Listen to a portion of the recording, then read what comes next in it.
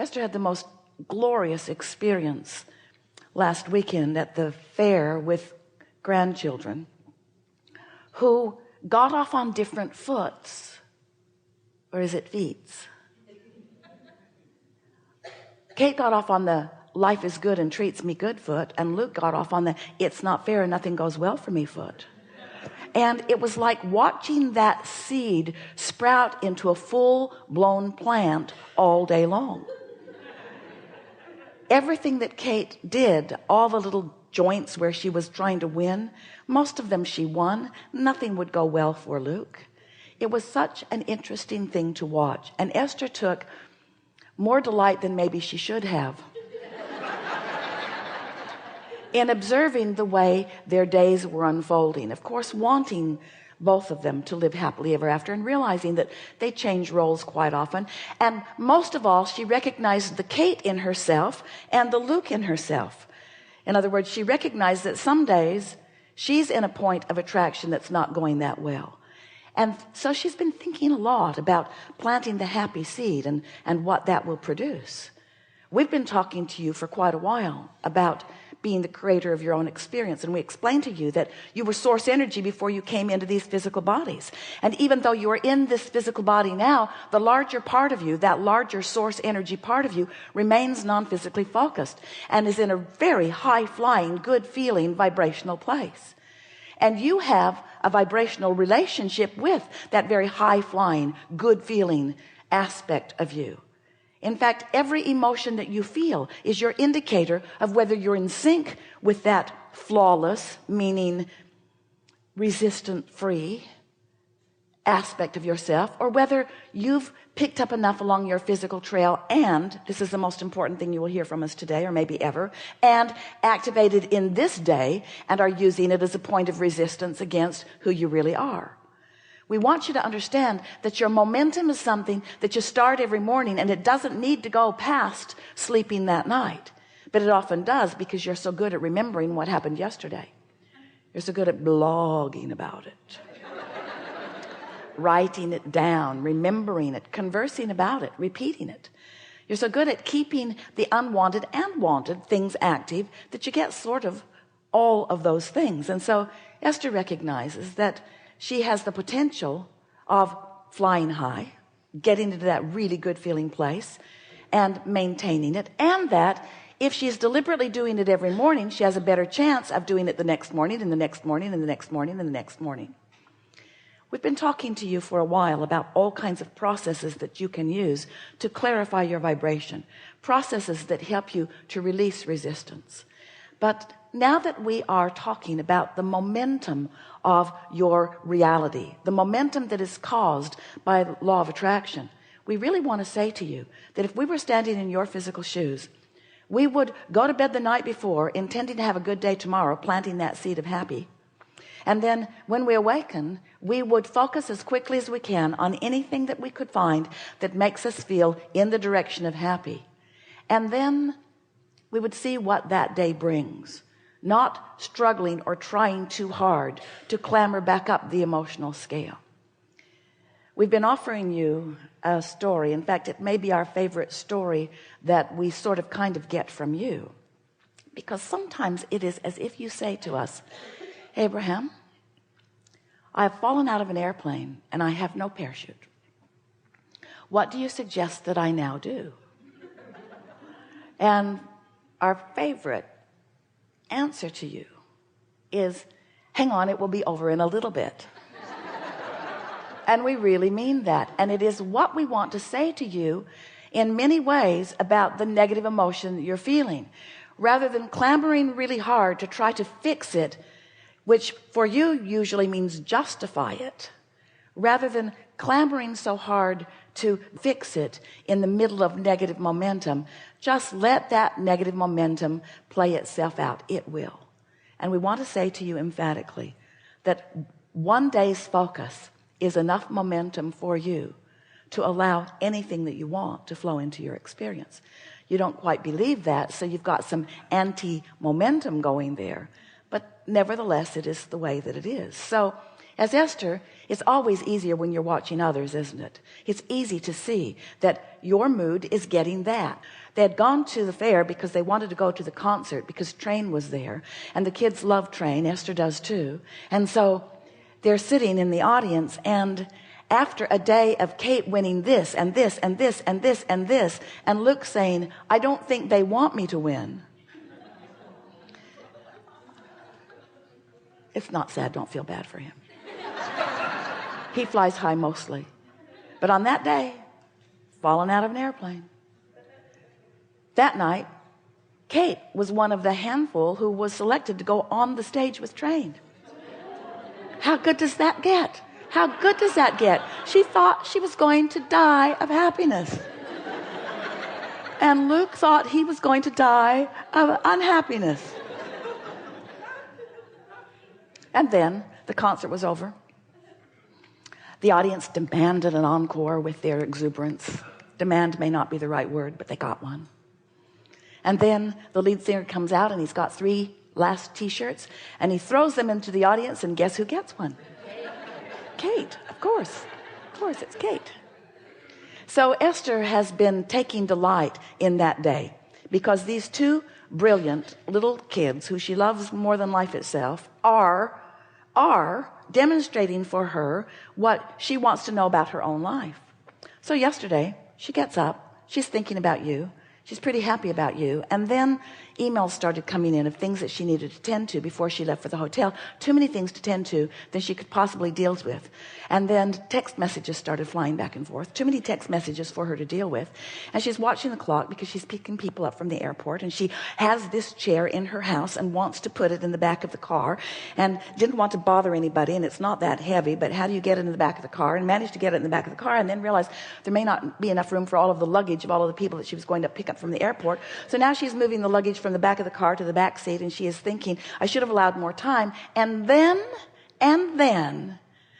so you're getting the sense of where she was at, what disc she was flying on, sort of one of overwhelmment or time shortageness. So now she's got the tailgate of her Escalade up, and she knows enough not to put the tailgate up while the garage door is up because it bumps on it. So the garage door was still down when she put the tailgate up, so she's got everything loaded in, and then she thinks time to go and pushes the button and puts the garage door up while the tailgate is up. Ripped the windshield wiper right off the back of the car. It's just sort of dangling there by its little water cord. And Esther began to laugh. She said, this is my version of Luke's day at the fair. It was a perfect vibrational match to what she was feeling. And she knows, because we've been talking for a while, that this emotional scale, as you are sifting through the contrast of your life experience, you know what you don't want, you know what you do want, you know what you don't want, you know what you do want. So you're launching these rockets of desire, and they are causing momentum in what we are calling your vortex of creation. It's a vibrational version of momentum that will and is sweeping up all cooperative components in its path. The question is, are you a cooperative component? So when you are asking for all of these wonderful things that you want, but you are complaining, or you are in some sort of anger, or worse, despair, there are all kinds of emotions on this emotional scale, all the way from ecstasy and love and feeling wonderful right down to fear and despair and some of everything in between. So you've launched this vortex of creation, but the question is, where are you as you stand in your physical body projecting your vibrational outputs? Where are you in relationship to what's in your vortex? And that really is what we want to talk about all day, every day. What you are doing with your point of attraction. What's your point of attraction? What's your current output? Now, there are 2 ways to figure it out. One is by the way it feels, and the other is by the windshield wiper that's dangling on the back of the car.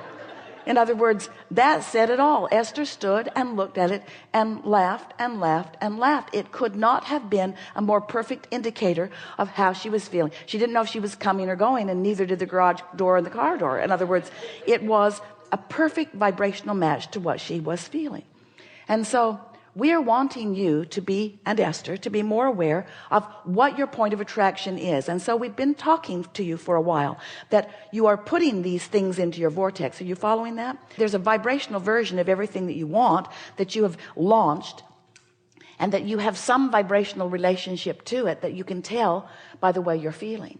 And so if you have asked for prosperity and physical well-being and love and appreciation, if you're asking for clarity, if you're asking for all of those things that you want, but you're standing in a vibrational frequency that doesn't match up, in the same way that you can't set your radio dial on 101 and hear what's being broadcast on 97, your frequencies have to match up, and the frequencies of your output have to match up with the frequencies of what you've asked for. It's just the way this and all universes work. It's the way law of attraction responds to everything. So we began talking about your point of attraction. We began calling it your grid. It's your grid, meaning it's like the framework that we'll fill in later with the physical details. And now we're wanting you to envision this spinning grid. It's like a disc which equals your point of attraction, and that disc is spinning in direct relationship with how you're feeling. When you're elated, high-flying disc. So under those conditions, those things in your vortex that you've been putting there over a long period of time, and even before you came into this physical body, can flow easily into your experience for your immediate realization and enjoyment. But if you are feeling frustrated, if you're feeling overwhelmed, then those high-flying things that you've been asking for aren't coming to you, but something is. And what we want you to begin noticing is that what's coming to you always matches the disc you're on, which means it would really be prudent for you to tend to your disc placement, because you can do it. You can do it. You have the ability to identify whether you want to be on the disc of despair, on the disc of revenge, on the disc of overwhelmment, on the disc of hope, on the disc of love and appreciation and joy and clarity and all of that stuff that feels so good. You get to choose. Now, of course, you can't choose it and be it immediately. In other words, Esther didn't jump right up on that disc. She went and got the duct tape. She couldn't believe it.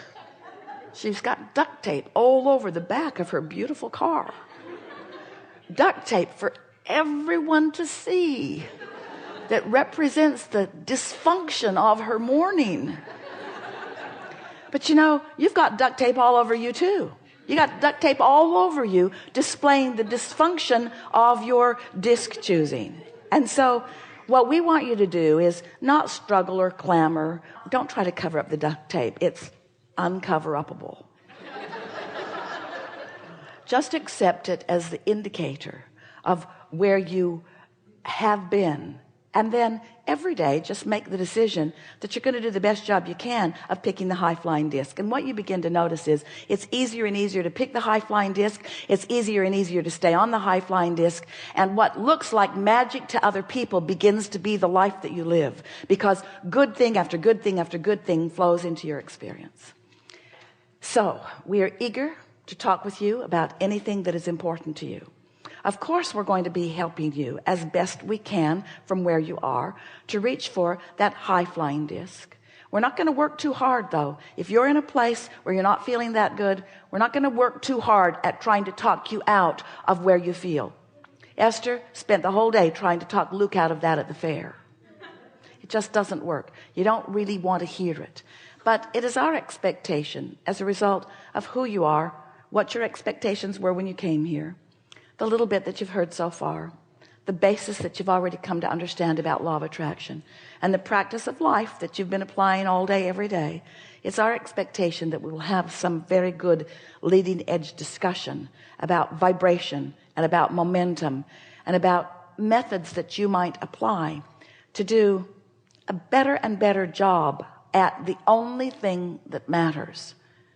The only thing that matters is your selecting of your disc, because everything else is going to follow that.